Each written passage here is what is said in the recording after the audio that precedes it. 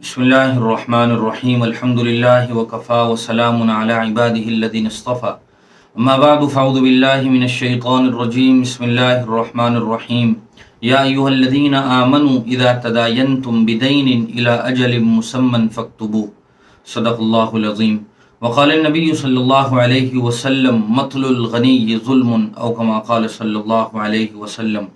मोहतरम बुजुर्गों, दोस्तों, मेरे दीनी और ईमानी भाइयों, अल्लाह तबारक व तआला ने इस दुनिया को दारुल असबाब बनाया है।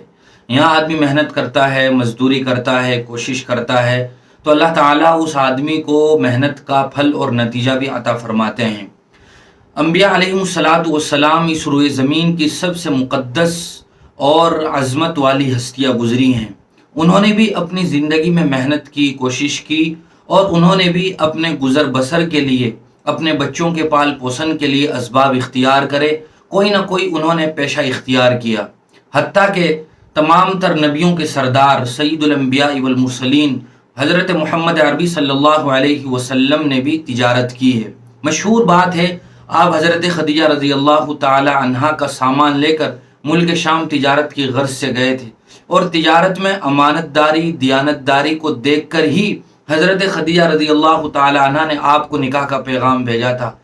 इसीलिए जनाब नबी करीम सल्लल्लाहु अलैहि वसल्लम ने इरशाद भी फरमाया, तलबु कस्बिल हलाल फरीज़तुन बअदल फरीज़ा, कि फ़राइज़ के बाद रिज़्क़ हलाल के लिए मेहनत करना ये एक मुस्तकिल फरीज़ा है। और अल्लाह तबारक व तआला ने भी गुज़र बसर के लिए मेहनत और दौड़ धूप करने को, और असबाब इख्तियार करने को, कारोबार करने को, तिजारत करने को अपना फ़ज़ल करार दिया है। सूरह जुमा के दूसरे रुकू की जो आयतें हैं, उन आयतों में अल्लाह ताला इरशाद फरमाते हैं, या अय्युहल्लज़ीना आमनू इज़ा नूदिया लिस्सलाति मिन यौमिल जुमुआ फ़स्अऊ इला ज़िक्रिल्लाह, कि जब तुम्हें नमाज जुमा के लिए पुकारा जाए तो तुम अपना कारोबार छोड़ छाड़ कर, दुकानें बंद करके अल्लाह ताला की तरफ मुतवज्जह हो जाओ, अल्लाह के ज़िक्र यानी नमाज जुमा की तरफ आ जाओ। फ़इज़ा क़ुदियतिस्सलातु फ़ंतशिरू फ़िल अर्ज़, और जब तुम नमाज पढ़ लो, नमाज अदा कर लो, तो तुम ज़मीन में फैल जाओ। वब्तगू मिन फ़ज़लिल्लाह, और अल्लाह का फ़ज़ल तलाश करो।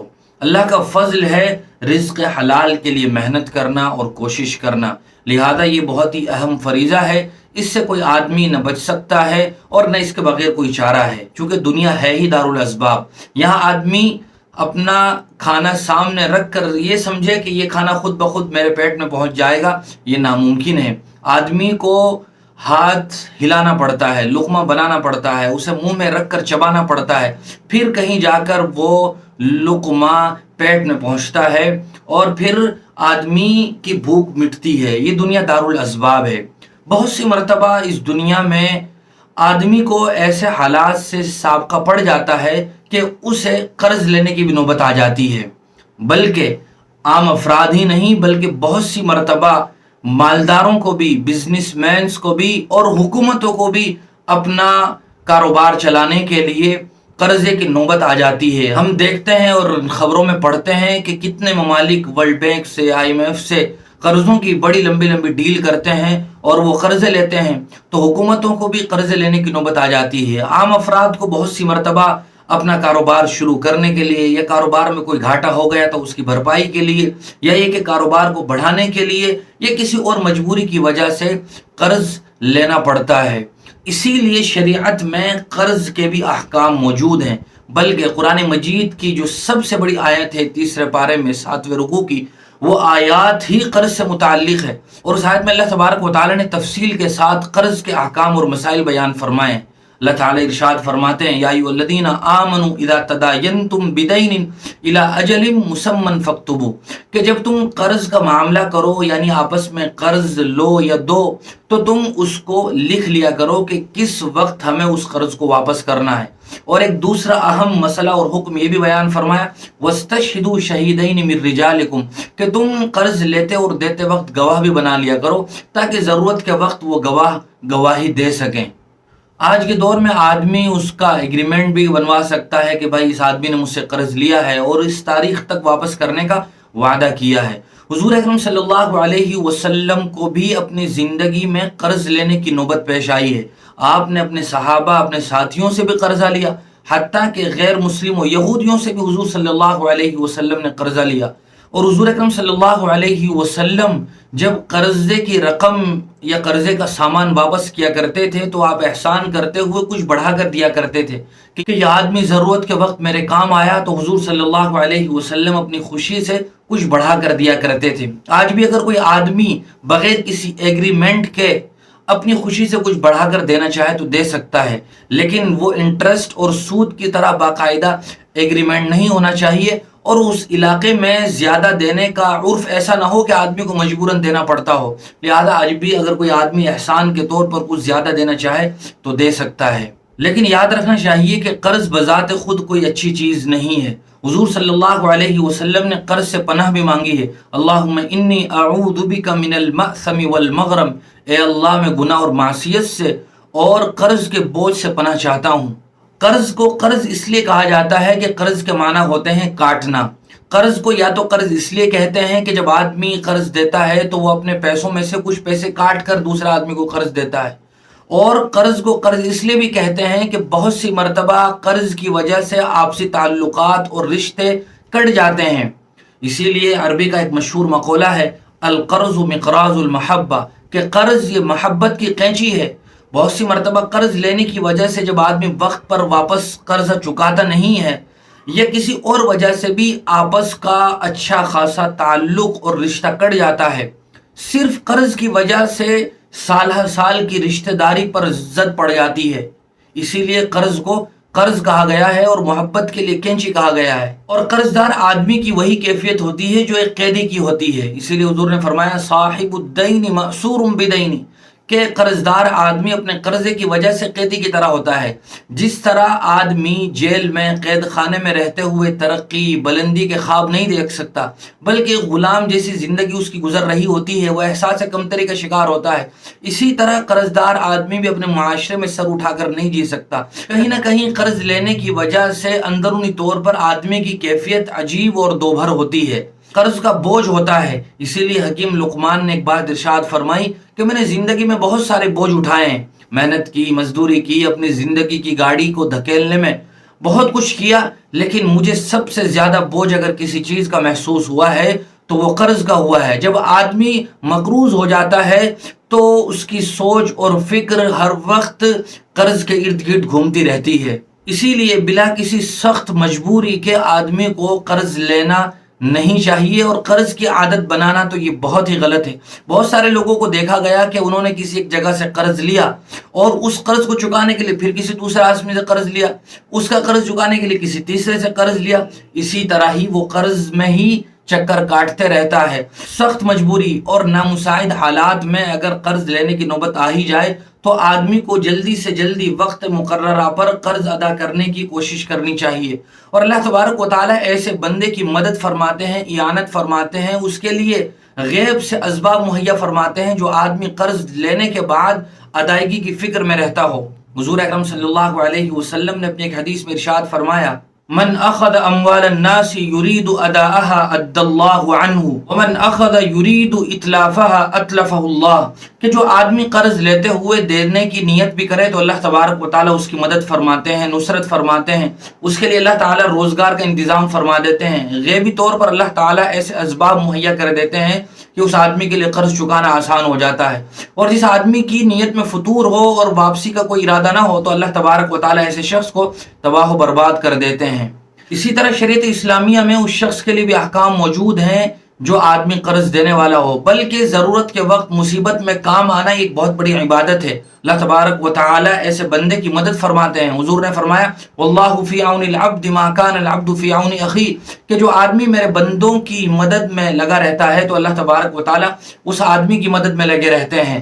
اور قرض کے بارے میں اللہ تعالی نے فرمایا وَإِنْ كَانَ ذُو عُسْرَةٍ فَنَظِرَةٌ إِلَى مَيْسَرَةٍ وَأَنْ تَصَدَّقُوا خَيْرٌ لَكُمْ إِن كُنتُمْ تَعْلَمُونَ، کہ جس آدمی کو تم نے قرض دیا ہے اگر وہ وقت مقررہ پر قرض واپس نہ کر سکے تو تم اس کو کچھ ڈھیل دے دو، اسے کچھ مہلت دے دو، اور اگر تم صدقہ ہی کر دو جو پیسے تم نے قرض دیے ہیں تو یہ تمہارے لیے بہت زیادہ بہتر ہے۔ حضور صلی اللہ علیہ وسلم نے ارشاد فرمایا من انذر معسرا او وزع عنہ ظلہ اللہ فی ظل، کہ جو آدمی قرض دار کو مہلت دے یا یہ کہ کچھ حصہ یا پورا حصہ آدمی وہ قرضے کے پیسے معافی کر دے تو اللہ تبارک و تعالیٰ روز قیامت ایسے آدمی کو اپنے عرش کے سائے میں ٹھکانہ نصیب فرمائیں گے۔ روز قیامت اللہ کے عرش کے سوا کوئی سایہ نہیں ہوگا۔ آدمی قیامت کی اس گرمی اور سختی میں پریشان ہوگا تو ایسے شخص کو اللہ تبارک و تعالی اپنے عرش کے سائے میں جہاں ٹھنڈی ہوائیں چل رہی ہوں گی سایہ عطا فرمائیں گے۔ یہاں یہ بات بھی اپنے ذہن و دماغ میں رکھنی چاہیے کہ شریعت اسلامیہ میں کسی آدمی کو انٹرسٹ اور سود کے ساتھ قرض دینا یہ نہایت ہی سنگین جرم ہے۔ اللہ تبارک و تعالی نے ارشاد فرمایا فَإِن لَّمْ تَفْعَلُوا فَأْذَنُوا بِحَرْبٍ مِّنَ اللَّهِ وَرَسُولِهِ، کہ اگر تم کوئی سودی معاملہ کرو گے، سودی لین دین کرو گے تو تمہارا اللہ اور اس کے رسول کے ساتھ اعلان جنگ ہے، اور کوئی آدمی اللہ تعالیٰ سے جنگ میں کسی طرح بھی جیت نہیں سکتا ہے۔ حضور اکرم صلی اللہ علیہ وسلم نے سودی معاملات اور لین دین پر بہت سخت وعید بیان فرمائی ہیں۔ لعن رسول اللہ صلی اللہ علیہ وسلم آکل الربا وموکلہ وکاتبہ وشاہدیہ وقال ہم سواء یعنی سواء فی الاسم، سود لینے والے، سود دینے والے، سود لکھنے والے اور سودی معاملات میں گواہ بننے والے پر رسول اللہ نے لعنت فرمائی ہے۔ سود کی وجہ سے آدمی کے گھر کی برکتیں بھی ختم ہو جاتی ہیں۔ سود یہ ایک نحوست ہے جو انسان کو اپنی لپیٹ میں لے لیتی ہے۔ سود کھانے والے کی طبیعت عبادت کی طرف نہیں چلتی ہے، اسے روحانیت نصیب نہیں ہوتی ہے۔ افسوس یہ ہے کہ آج کل ہمارے معاشرے میں قرض والے معاملات میں بڑی خرابی ہے۔ آج کل آدمی چاہتا ہے کہ میں ضرورت کے وقت کسی کے کام آؤں، اس کی مدد کروں، اس کے لیے سہارا بنوں، لیکن ہمارے یہاں قرض نہ چکانے کا ایک ایسا رواج چل پڑا ہے کہ جس آدمی سے سنو وہ اپنی یہی کہانی سنا رہا ہوتا ہے کہ میں نے فلاں کو قرض دیا تھا، اس نے واپس نہیں کیا، وہ اس دن سے ہی غائب ہے، اس نے فون اٹھانا بھی چھوڑ دیا، وہ بہانے پر بہانے بنا رہا ہے، کئی بار وعدہ کیا ہوا وقت گزر چکا لیکن وہ واپس قرض دینے میں ذرا بھی سیریس نہیں ہے۔ اس طرح کی صورتحال ہمارے معاشرے میں بن گئی ہے کہ آدمی کے لیے قرض دینا بھی مشکل ہو گیا ہے۔ بلکہ قرضے کے بارے میں کہا جا رہا ہے کہ اگر کوئی آدمی کسی سے اپنا پیچھا چھڑانا چاہے تو اسے کچھ پیسے قرض دے دو اور پھر وہ آدمی تمہیں نظر نہیں آئے گا، وہ تمہارا ساتھ بھی چھوڑ دے گا۔ تعلقات پر زد پڑتی ہے، نہ جانے کتنے رشتے صرف قرض کے معاملات کی وجہ سے ختم ہو گئے ہیں۔ اور اگر قرض لینے والا کوئی رشتہ دار ہو تو پھر اس سے تو اپنے قرض کا وقت مقررہ پر مطالبہ کرنا بھی اس کی شان میں گستاخی ہے، چونکہ وہ تو ٹھہرا رشتہ دار۔ بلکہ قرض آج ایک چھومنتر کی طرح کام کر رہا ہے کہ قرض لیا اور آدمی چھومنتر ہو جائے۔ یہ اس قدر خطرناک صورتحال ہمارے معاشرے میں ہو گئی ہے کہ اب آدمی قرض دیتے ہوئے 10 مرتبہ سوچتا ہے اور ہر وقت اسے کہیں نہ کہیں ڈر لگا رہتا ہے کہ میرے قرض کی رقم واپس ملے گی یا نہیں۔ یہ نہایت ہی سنگین جرم ہے کہ آدمی قرض لینے کے بعد واپس نہ کرے۔ ہم نے جو وعدہ کیا تھا قرض چکانے کا، اگر اس وقت تک ہم انتظام نہیں کر سکے تو قرض دینے والے سے بات کریں کہ میں نے بہت محنت کی، چاہا لیکن نہیں ہو سکا، آپ مجھے مزید مہلت دے دیجیے، یہ کہ کچھ حصہ معاف کر دیجیے۔ آدمی اس طرح ریکویسٹ کرے لیکن بلا وجہ پریشان کرنا اور فون نہ اٹھانا اور وعدے پر وعدے کرتے رہنا، یہ حضور صلی اللہ علیہ وسلم نے ارشاد فرمایا مثل الغنی ظلم، کہ صاحب حیثیت ہونے کے باوجود آدمی قرض واپس کر سکتا ہے، کنڈیشن میں ہے، لیکن پھر بھی بہانے بازی کر رہا ہے تو یہ ظلم ہے اور یہ حقوق العباد سے جڑا ہوا مسئلہ ہے۔ اگر ہم نے کسی سے قرض لیا اور واپس نہیں کیا تو روز قیامت بھی یہ قرض ہمارے لیے وبال جان بنے گا۔ اللہ تبارک و تعالیٰ بھی اس بندوں سے جڑے ہوئے حق کو معاف نہیں کریں گے، بلکہ اس بندے کی معافی سے ہی یہ قرض معاف ہو سکتا ہے۔ لہذا ہم قرض چکانے کے معاملے میں نہایت حساس اور ذمہ داری والا رول پلے کریں۔ حضور صلی اللہ علیہ وسلم نے کچھ ایسی دعائیں بتائی ہیں کہ اگر آدمی ان دعاؤں کا ورد کرتا رہے تو قرض کی ادائیگی میں اللہ تعالیٰ آسانی فرما دیتا ہے۔ ترمذی کی روایت ہے، حضرت علی رضی اللہ تعالیٰ عنہ کے پاس ایک غلام آیا اور اس نے کہا کہ میرے مالک نے مجھ سے بدل کتابت مانگا ہے۔ بدل کتابت کہا جاتا ہے کہ آدمی کسی کا غلام ہو اور اس کا مالک یہ کہے کہ اگر تم مجھے اتنے پیسے دے دو گے تو میں تمہیں آزاد کر دوں گا، تو اس کو بدل کتابت کہا جاتا ہے۔ کسی کے مالک نے اپنے غلام سے یہ وعدہ کیا ہوا تھا، وہ غلام حضرت علی کے پاس آیا اور کہا کہ مجھے اس طرح بدل کتابت ادا کرنا ہے۔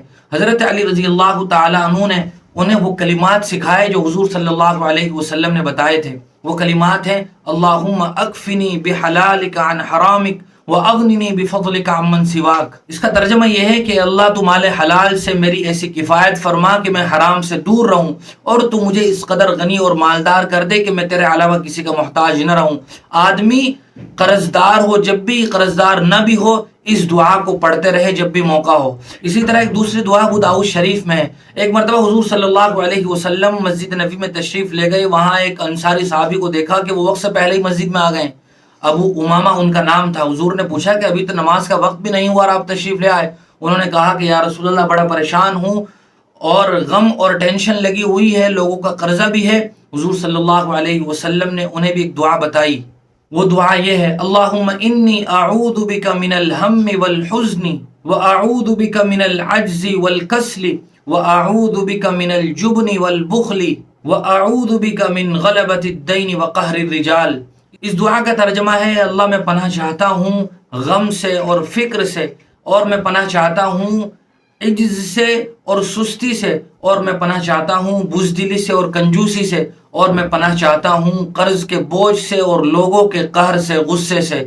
ان دو دعاؤں کو اگر ایسا آدمی پڑھتا رہے تو اللہ تعالیٰ کی طرف سے مدد بھی ہوتی ہے اور نصرت بھی ہے۔ ان دعاؤں کو اگر آدمی پڑھتا رہے تو اللہ تعالیٰ کی طرف سے مدد اور نصرت ہوتی ہے، اللہ تعالیٰ غیبی طور پر انتظام فرماتے ہیں۔ لیکن صرف دعائیں پڑھنے پر آدمی بس نہ کرے، بلکہ محنت کرے، آدمی فکر کرے، اس کے لیے دوڑ دھوپ کرے، کچھ روزگار اختیار کرے، اسباب اپنائے، اس کے ساتھ ساتھ یہ دعا بھی کرتا رہے تو اللہ تعالیٰ قرض کی ادائیگی آسان فرما دیتے ہیں، چاہے وہ قرض اور ادھار پہاڑ کے برابر ہی ہو، اللہ تعالیٰ کی طرف سے مدد ہوتی ہے۔ اللہ تعالیٰ ہم سب کو صحیح سمجھ نصیب فرمائے اور شریعت کے احکام پر عمل پیرا ہونے کی توفیق نصیب فرمائے۔ وآخر دعوانا الحمد للہ رب العالمین۔